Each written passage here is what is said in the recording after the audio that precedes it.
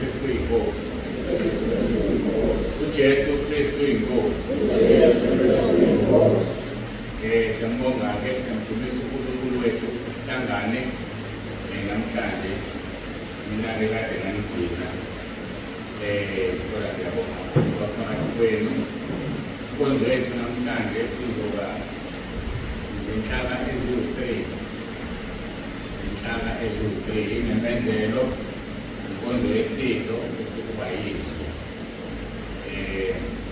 Kusho ukuthi-ke nalokho esirekhoda kuphela imemezelo kuzomiswa ukuze isidlo sihambe kahle sodwa nenkonzo yezwi lanamhlanje. Angithobeke-ke ngibingelele obaba befundise, omama befundise, obaba bakhona, omama intombi ney'nsizwa ze-Sunday School egameni leNkosi uJesu. Ngibingelele nomphathi wohlelo noSiyama osishayela iy'nsimbi. Siyambonga uNkulunkulu wethu kakhulu. Sizoqala-ke ngey'memezelo. Ukhona kodwa Jesu Kristu inkosi. Sibonge kakhulu laba abafikile besuke eNgwelezane ukuthi usuka kudeke uMagwala. Siyambonga uNkulunkulu ngani ukuthi ngikhona. Angathi uNkulunkulu-ke angangibusisa ningazisoli ngokufika kwenu. Kwezinye zezinto zohamba phambili ngoba ngenzela ukuthi isheshe ilunge le nto. Kale nenkonzo yabasha seshilo umama ngayo mhla ka-13 uLwesihlanu kuphele ngesonto mhla ka-15. Siyacela-ke ukuthi abasha bala ekhaya babesibonele, basize, balekelele ngoba bayazazi izinto ezikhona nezenzakalayo. Sengiyadlula-ke kwabasha. Ngifuna ukukhuluma nge-intercession. Ngilungisa isimo ebandleni lilonke nasemagatsheni, kodwa ngibona ukuthi ngilona ngisilungiselana. I-intercession yenziwa umuntu ozophathiswa ngalelo langa, hhayi omunye umuntu. Ngesikhathi uNkulunkulu introduce kumina i-intercession, wangifundisa ukuthi siyakwazi ukuba o-driver sibe u-4, sibe semotweni eyodwa, kodwa uyedwa oyidrayivayo. Ngaleso sikhathi bonke o-driver bakhona bama-passenger bayibona o-driver.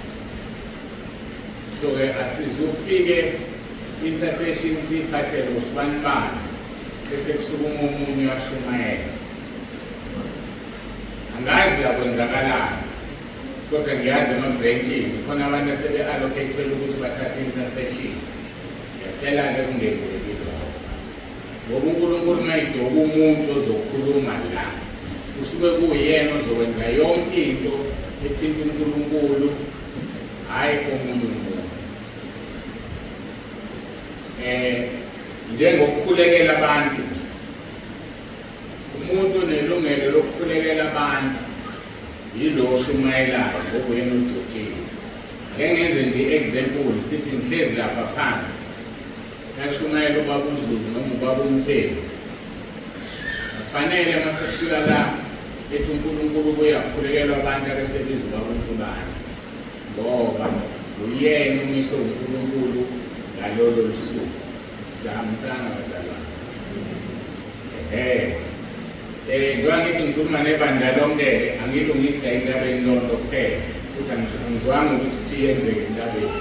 Inhloso yami ngizama ukuyilungisa yonke indawo la kufika khona uWhatsApp ikhaya lezwi, la kufika khona uYouTube, noma ku-YouTube ngenzeka zingafakwa lezi message ngenzeka, kodwa siyazirekhoda. Inhloso ukulungisa ibandla.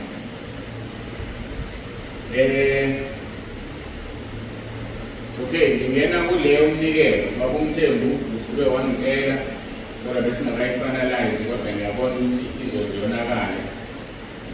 Ngangikhuluma indaba yokuthi sitshela abazalwane emabhrentshini bawuhlangane basho ukuthi kufiswa ukuthi uma kushona umuntu esikhonza naye unikelwe emalini.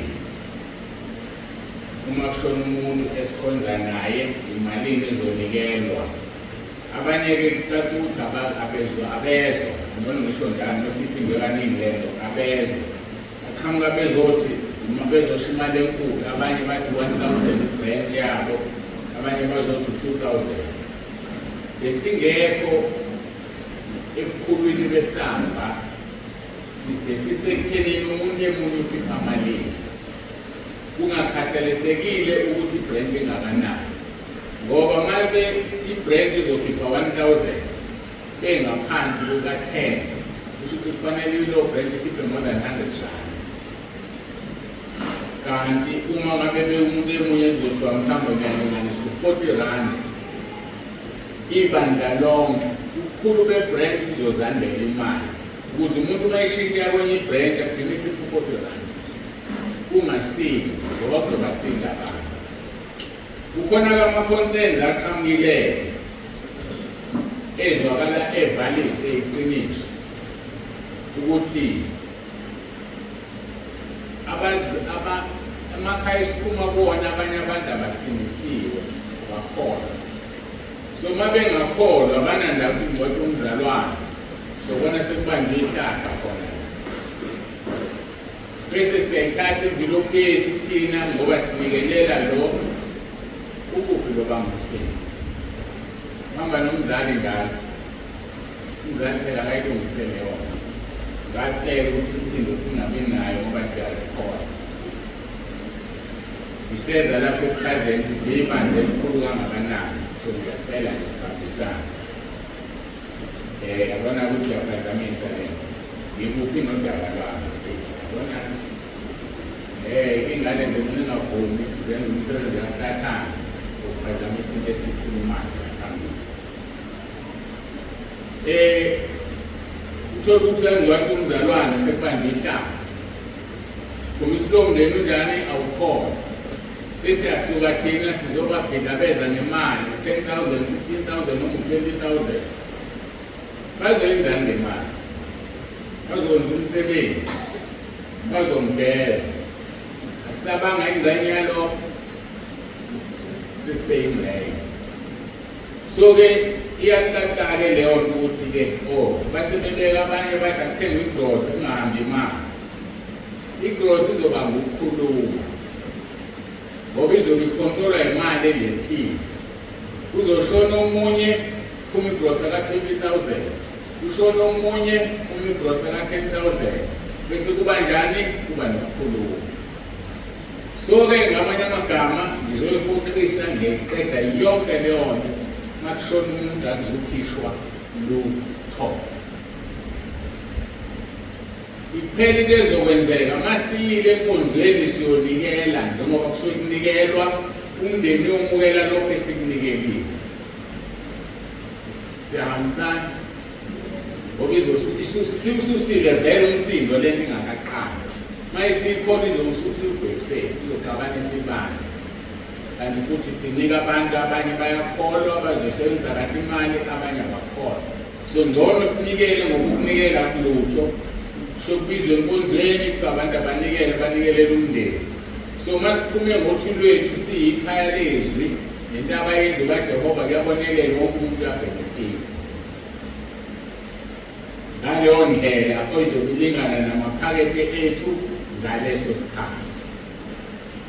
Masibe baningi iyobaningi, masibe bancane incane kuya ukuthi abantu bangakanani. So siyavala-ke le case iyaphela manje nya. Makushona umuntu akho mali ezokhishwa, so nikela sesikhona. Bayoyinikelela abathanda ukunikela sibavimbi khona ukuthi umuntu ngokuyamazi omunye bebekwenza namanje athi umuntu bakuthi banenamba 151 anofaka emblokini. Aseke sikuvimbe lokho ngoba kusho ukuthi ufana nokuthi akayi ube unikela laphaya lasonikela khona sonke. Asikuvimbi lokho kodwa kuseke sizothi sikubheke ebhentshini ngoba kususisa umsindo sekususile. Kwawususa naseTestamenteni Elisha. Yingakho kube ngathi asinikele imali yabampofu, hayi ngoba singababhekile singabathandi. sibathanda impela abampofu, kodwa-ke kuyasusa umsindo laphaya kuZenzo chapter 6. Ngifunde nje ngisheshise, akusele uthola uthatha isikhathi sakhe no-MC engazi ukuthi nami kanje ngithwele kuningi. Ulanda iZenzo chapter 6 ngoba isemqokaleka ukuthi ngiyikhulume khona abantu bezo-understanda kusasa bengathi uSibande kwenza ukuthi nokuthi okuwrong. Angisho ukuthi ngeke ngenze into e-wrong, ngiyadinga ukutshelwa uma ngiyenzile, kodwa lento ngiyisekela ngezwi. Zenzo chapter 6 sithi sihloko amadoda esikhombisa akhethwa ukuba aphathe abampofu. Verse 1, kwathi ngaleyo mihla abafundi sebanda kwavela ukukhonona kubaJuda abakhuluma isiGreki ngamaHebheru ukuthi abafelokazi bakubo bayanqishwa ekwabelweni kwemihla ngemihla. Kukhonona amaGreki abantu bezizwe bethi amaHebheru ngamaJuda, abafelokazi bamaGreki babantu bezizwe bayanqishwa. Verse 2, abayishumi abapostoli labo basebebiza ibandla labafundi bathi, akukuhle ukuba thina sishiye izwi likaNkulunkulu sikhonze ematafuleni. Kusho ukuthi njengami njengoba ngishumayela nje akufanele ngiphinde ngiphathe imali ezenza ukuthi nokuthi. Verse 3, bathi abafundi, funani-ke phakathi kwenu abazalwane amadoda esikhombisa nodumo oluhle agcwele umoya nokuhlakanipha esingawamisela lowo msebenzi, kepha thina sizakuqinisela ekukhulekeni nasenkonzweni yethu. Kwakhethwa ikomiti njalo nabantu abawu-7 ukuze makune isidingo sokuvota bangalingani abantu bekhona uzokwenza ukuthi abanye bawine uma bevotela isidingo esithile. So ikomiti lisebhayibhelini, makukhethwa ikomiti kwenziwe izwi, kwakhethwa ikomiti-ke la sengiyayeka-ke usoyifunde ekhaya indaba uyithole yonke. So-ke ngicacisa ukuthi izinto ezisusa ukukhuluma kufanele mina ngibe ingxenye yazo, kodwa kufanele kube nabantu abazoyibheka. Kodwa-ke le ayidinge kubheka, isicacile nje ukuthi izokuxova ibandla iqede inyama.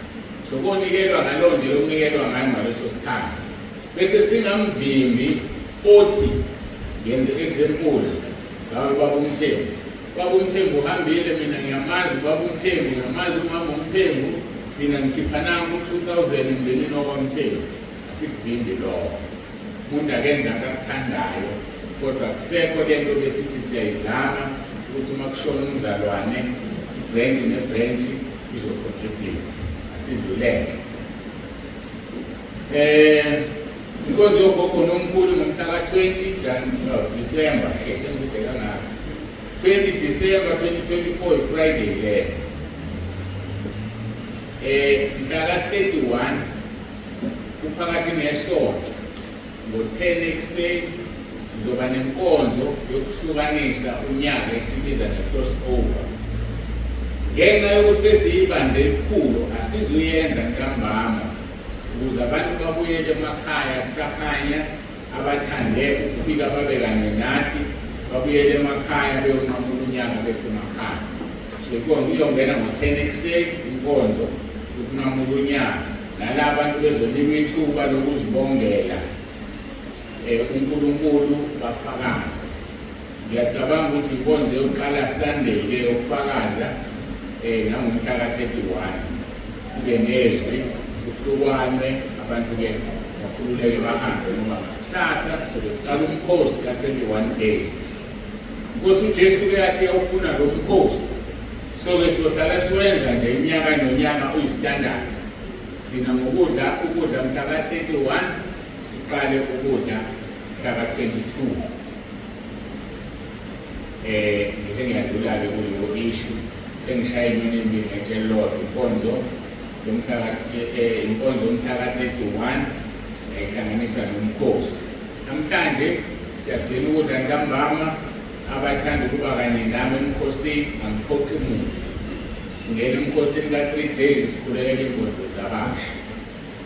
Sikhulekela uNkulunkulu abe kanye nathi enkonzweni zabasha ezoqala ngoLwesihlanu. Baphephe abantu abasha beza la, baphephe bebuyele emuva. uNkulunkulu-ke useke ngakuthina yonke le minyaka, asikaze sizwe ukuthiwa imoto eza la noma esuka la ingcikile yafa bafa abantu. Ilokho esikukhulekelayo ukuthi abantu baphephe abeze ezibhozweni. So siyaphinda-ke namhlanje siqala umkhosi benumemezeleleke ekhaya lethu. Abangekho ekhaya lethu inkinga. Ukhona umuntu ongekho ekhaya lethu la. Cela phambi sisana. Khona ongekho ekhaya lethu la. Umzalwane omdala wasentabeni akekho ekhaya lethu. Abefundisi bami ukuthi abawenze umsebenzi. Bekabona mina. Sebezosaba ukuvela nabanye abangekho ekhaya lethu. Khona umuntu ongekho ekhaya lethu la. Ngitshela lalesi ekhaya lethu uma esentabeni indlu kaJehova kuyabonelela. Usifika-ke ngeke ngimbuze ukuthi ukhona entabeni, usentabeni kuphela. Ngoba isimanga noma ukuthi akekho entabeni. Le nto engiyenzayo-ke la. Ngitshela yenziwa befundise emabhrentshini. Kunabantu emabhrentshini abangekho ekhaya lethu kodwa sebezinikele emabhrentshini. Kunabantu emabhrentshini abasekhaya lethu sebezinikelile emabhrentshini kodwa mina ngibazi. Ngoba kunezinto ezingahlangani okufanele zihlangane. Ngakho ngitshela umfundisi nomfundisi ebhrentshini abuze umuntu wakhe ukuthi washo yini baba uNtsibande ukuthi usuka nathi na. Uma ungakaze usho thumela eWhatsApp usho. Ngoba njengamanje mangishaya ifoni yami ngibuza abantu basentabeni beqe kancane ungaphazami 400 ukuyiphutha lelo. Wama sibiza inkonzo iyagcwala yonke le ndlu layisha 700. Ukuthi kugcwele abantu emabhrentshini abangaziwa kimina ukuthi basentabeni. Ngiyatshela nala nakhona la kunabantu abesikhonza nabo la abangaziwa ukuthi basentabeni. Into ngiyarekhoda nalefoni. Bengizocheck umthiya. Umthiya ngoba umuntu osentabeni eduze kwegama lakhe ngibala igama elithi entabeni. Bese ikhompyutha yala ifonini siyam-eda kulabo abasentabeni. So eduze kwegama ithi intabeni. So kufuneka hambe ngithi bangakanani abantu abasentabeni ngikwazi ukubabona. Ngelinye ilanga kuyoba nento ofuna ngithumelele abantu basentabeni kuphela. Hayi ikhaya lethu. Ngokwenzekani?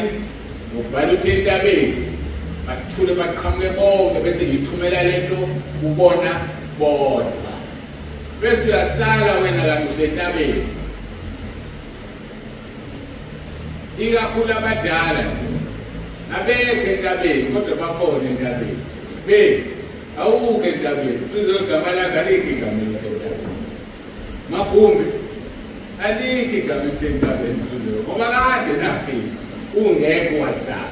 Ngamanye amagama ngizama ukuthi-ke ngaze ngayiflajale ngama-messages kodwa yikho into engizoyenza. Ngiyatshela abantu abangekho sure ngikhuluma nabantu abala nasemabhrentshini ngoba kufanele sibe nama-figures arayo. Ngiyakholelwa mina ukuthi entabeni nabantu abawu-1000. Ngiyakholelwa yilokho kodwa akwazi bokuhamba. So-ke ngiyatshela umuntu ongekho sure noma kuzothatha isikhathi ngitshela umuntu angabhali izinto ey'ningi athi uJesu Kristu uyinkosi ngisentabeni. uJesu Kristu uyinkosi ngisentabeni. Mayesho njalo ngiqedile ngizomthetha mithi nje ngibhalile igama lasentabeni eduze kwegama lakhe bese ngiyabhala mayingena. Lokho nje ngifisa sibe nama-figures arayo. Ngithemba-ke emabhrentshini bazothola le message bayenze ngoba kukwazi ukuthi sino-400 abantu. Baningi abantu basentabeni. Angidluleke lapho. Abantu ziningi iy'memezelo. Into enjalo ukuthi inkonzo yethu izothatha isikhathi.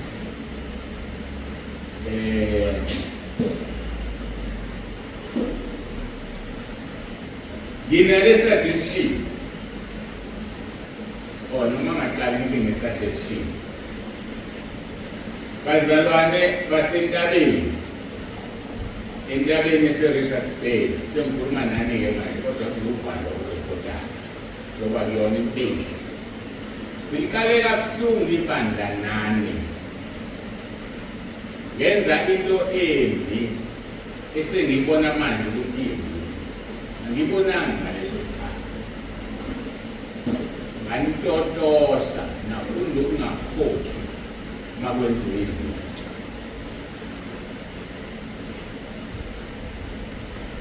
Eshobeni iveni bisiphindela kabili iyothutha abantu khona. Ukhona waseshobeni okhona la manje? Ukhona? Ngoba benziwa ngani? Batotosha. Endabeni elandula mina engishayela khona ngithutha abantu ngibaletha lenkonzweni. Hayi mnandi akusekho noyedwa namhlanje. Enseleni bebethuthwa abantu, akhona noyedwa senseleni ngaphandle kaMusa. Emeva mhlophe abokugcina labo bebethuthwa bagcwale abasekho nabo. Makhanjwa la ekhaya likhona iveni likamkhulu kuyahanjwa nje, akukhokhwa. Mase kufike la kufanele kukhokhwe khona abantu abasafuni ukukhokha ngoba banjani batotosiwe. Niyangizwa kodwa? Ngikhuluma kahle lento, ngiyahleka. Ngithi hayi akhona ukuthi kodwa ngifuna sisizane. Ngenze iphutha elikhulu ngalo. Nazi ngenzani? Bangifumbela amalahle esikhokho emakhanda ethu. Ngengicale ngalabo abangasekho bese ngiza kumina emkhokho. Bonke labo abantu abangasekho isikhokho sabo soba sikhulu.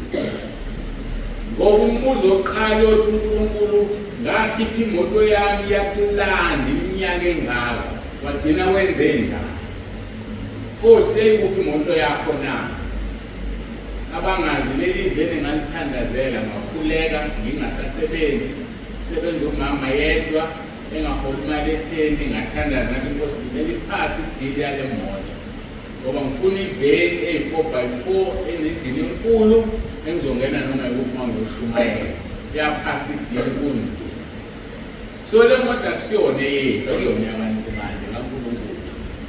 So unike yakuthatha yakuthutha amalahle ekhanda lakho uzophendula one day. Ngikhuluma kahle kumnandi ngiyanisiza-ke manje ngoba nonakele hayi nazokuthuthwa nje. Yazi ukuthi lokhu kuthuthwa nje amalahle esikhokho uzophendula one day. So bonke laba abantu ebibathutha le moto abangasekho akoba kuthi la bekhona bamphilele uNkulunkulu ngoba mabewile ngiyadabuka. Mabewile nje bengasamkhonzi. So-ke la sakhula-ke saba nekhaya lethu. Kwafika abazalwane abafundisekile ukunikela nabazalwane abafundisekile ukuthi umuntu azenzele into nasale entabeni. Kusuka abantu eCape Town bakhipha R2,000 bezela enkonzweni bezobuyela emuva. Sihlule ukukhipha R400 noma R200 selasifuna khona. Ngisho la eduze esikhaweni noma la emeva lapha ephumuleni sifuna ukuthuthwa. Uyophendula uthini ezulwini angixoxa? Uyophendula uthini ezulwini? Ngoba bayona le ngihlakazele ngifuna nibone ngoba ngiyanikhulisa namhlanje. Noniwe yini ngiyavuma kodwa manje ngizonikhulisa. Kunabazalwana abangekho la abanikelile sinalendlu namhlanje. Othi mawuthi wena anginayo imali yokuyendaweni ethile ngicela ningiphase. Uxhaswa abazalwane abanikelayo ngemali yabo yona lekuthathayo. Usunamacala amabili. uNkulunkulu ngakuthatha ngemoto yami ngakusenkonzweni ngakufakela upetrol wami ngoba imali abantu abanikelwe yini. Uzothini ezulwini? Ayisihlakaze impela. Uzofika uthini ezulwini? Yabona uyidlalela icala. So-ke mhlawumbe besingaboni.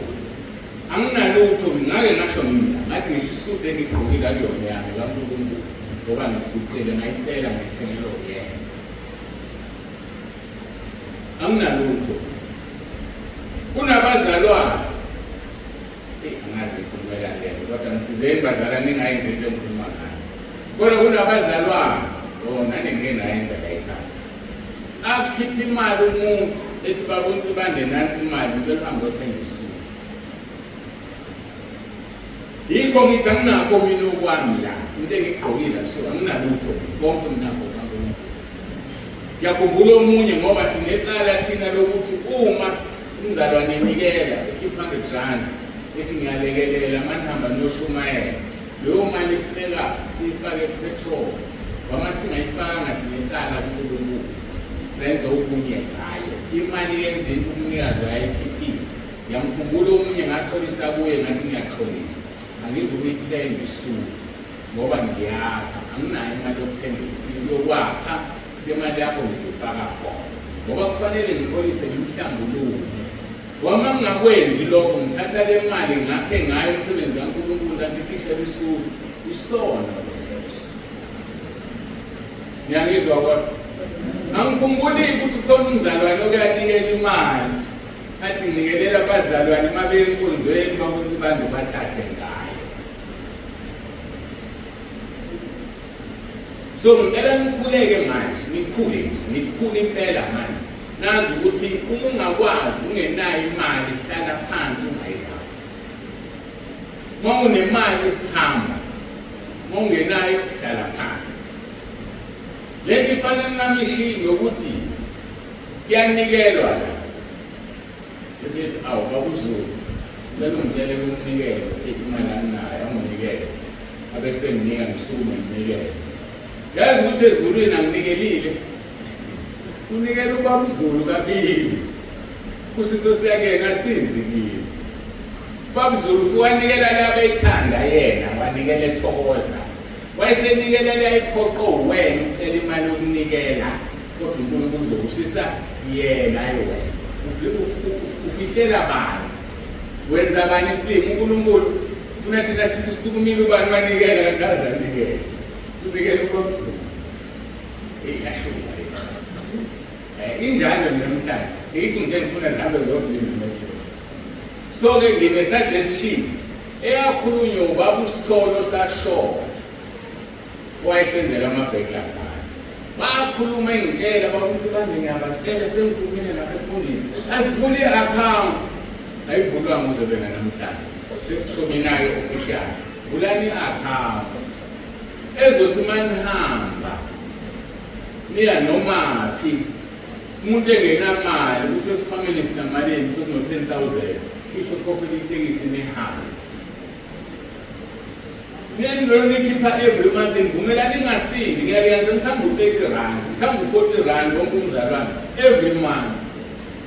Makuqhamuka imoto kuqhamuka uhambo ukhishwa imali esikhwameni kuyakhokha kuyahamba. Ngiyangizwa kodwa so ngize nenkinga ngayichaza senginikeza isolution ngishiyele ekomitini elikhulu executive committee ingiyala eRichards Bay leyo kodwa nabanye kwezinye indawo zobasiza sengiyadlula-ke kuleyo ishu. Ngiyabona ukuthi kulungele ukunyamalala kwami ngibuya khona bese sithi ngisazama ukubuya ngibonana ngiphethe impela ukuthini sengidlulile la ngithi khangamela aye eyokudina le kufanele ngikhulume ngoba abantu abanye bakhubekile abakwazi ukunaka abanye abakhubekile abanye baze bangithinta basekhaleji bathi abefundisi bethu sesibakhumbula sibezwa kushumayela so liyangiphoqa ukuthi ufuna ngicacise ngokukhulu kwethemba ukuthi maduze nje ngizobezwa nomabona. Nansi inkinga esinayo thina abakholwayo sonke lesikholwayo sinenkinga yey'ngane zethu ezingasindisiwe azisindisiwe ingane ayikaze zisukumumukele uJesu ngenxa yokuthi sihamba nazo enkonzweni sesijonga ukuthi zisindisiwe ziyakhola zenza umsebenzi ebandleni sijonga ukuthi zisindisiwe ziyakhola azikholwa iy'ngane. Usathane uma eshaya umuntu umshange engane yakhe ngakubaleka uma babefundisa abawile baphuma endleleni bekhishwa imindeni yabo. Mina nje namhlanje anginayo indodana, ngangingakholwa-ke ngoba indala nje impela yazalwa ngo-1980. Uthe ngo-82, hayi 82, ngo-2002, no-22 years, ngayithola ukuthi siyabhema, insangu iyaphuza. Ngangakholwa ngayena umfundisi, ngahlala nawo phansi athi mfana wami, indoda iyodwa la ekhaya yini. Usuqala usenza izinto engahambisani nazo, thatha amasakana akho uhambe uye kuma wakho eMandeni, uthathe isinqumo ukuthi uzenzekani. Uma uhlala la kwami ugweme awuphuzi wenza lento engenzayo. Wakhetha ukuthatha impahla zakhe wahamba. Esehambile kwafika abantu ubugebengu ngale, wafa badutshulwa amaphoyisa kuthiwa babe bambe inkunzi. Ngiyangizwa kodwa ubaba oqotho emzini wakhe ufuna kucaca ukuthi ubaba ubani. Sesithi ngesiZulu inkunzi ezimbili ayihlale esibayeni. Mase zimbili kufuneka idayiswe ihambe kusale yodwa okufuneka kube yiyona khona la ekhaya. So-ke angizungena ngoba abanye benu bayazi abanye abazi. Nokuthi-ke ngithe sifike ebandleni siyibandla elikhulu. Mase siyibandla elikhulu bafowethu siyibandla lomhlaba wonke. Iy'ngane zenu-ke ziyahluka, ziyayiposta lento kwi-social media isiyaziwa. Kusho umsebenzi kaNkulunkulu uyalimala umuntu ephoste into yakhe yokungcola. Kanti sengcolisa ibandla, ungcolisa ubaba wakhe umfundisi. Ngiyangizwa kodwa kubabize ukuthi abafundisi bahlukumezile lento bathi babuze ibandla sicela ukuwushumayela ngoba iy'ngane zethu zenze ukungcola. Ngabavumela-ke bengeke ngibanqabele ngoba bakhombisa ukuthi bamthanda. Nokho-ke sesisuke sasithi isikhathi ngoba phela bonile akubona benze izolo sengihlalile-ke nabo bafowethu phela indawo yakuveka idlule nibuye nize-profit. Abantu bayalimala manje angizuhambe ngitshela bonke futhi angeke ngangamtshela ukuthi hhayi usibantwana bashumayeli nje kubi ukuthi ngaze ngisho kodwa bazozwa manje kodwa futhi angizongena ezonini zey'ngane ngingene abanye bethu bayazazi abanye abazazi kodwa ngizokhombisa ukuthi unjani umzalwane oqotho ngoba umbuzo omkhulu wodwa nengababuza wona sihlangane ukuqala ngalolu daba. Uma ungumntwana kaNkulunkulu ngisekho ukubona-ke ngikhuluma nani nonke manje nabakwa-WhatsApp nabakuma bazongizwa. Uma ungumntwana kaNkulunkulu kufuneka uzibuze kwenzeka kanjani uhlale nengane ephuzayo phansi kophahla lwakho, uhlala kanjani esidala? Ngoba kufanele wena ube yilangabi lomlilo lishe idimoni lale ngane liphume lihambe lihlukane nokuphuza noma iyona ithatha impahla zayihambe ungazange uyiqoshe ngoba idimoni layo ayifuni ukuhlukana nalo, alikwazi ukubekezelela wena ngoba uyashisa. Kwenzeka kanjani uhlale nengane eqomile noma nengane eqonyiwe iziphathele izinto othekasi uyadlala ekhaya wazi kahle kodwa uzibiza ngomntwana kaNkulunkulu udlulo omngcolile?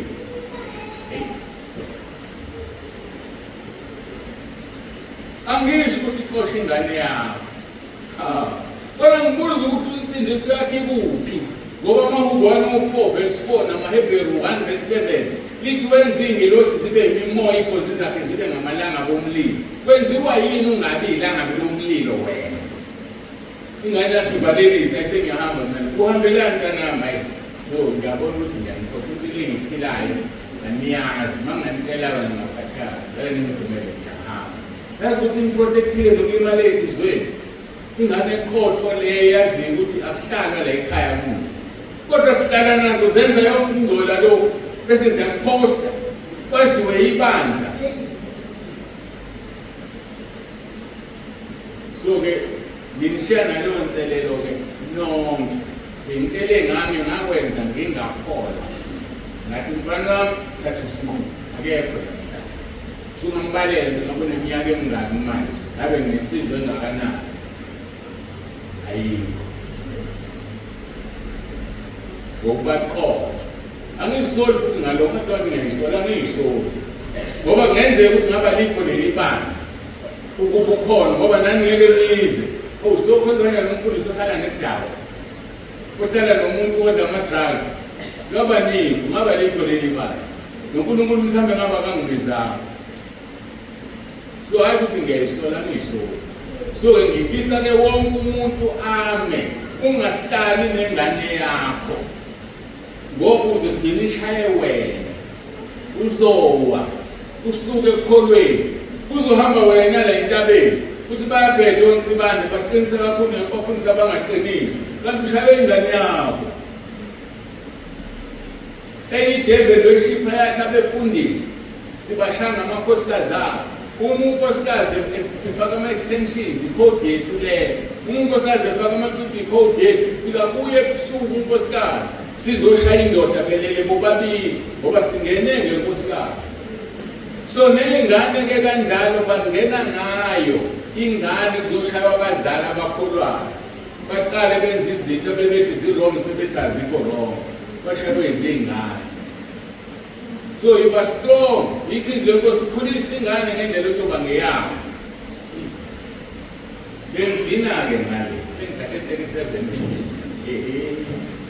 Nithi sekhona lezi zinto zenhlalo. Angisaboni. Hayi angisaboni. Akekho ozofa ngazalwane. Asiphumeni iside sisiyeke singabesisayo. Hayi asisiyeke.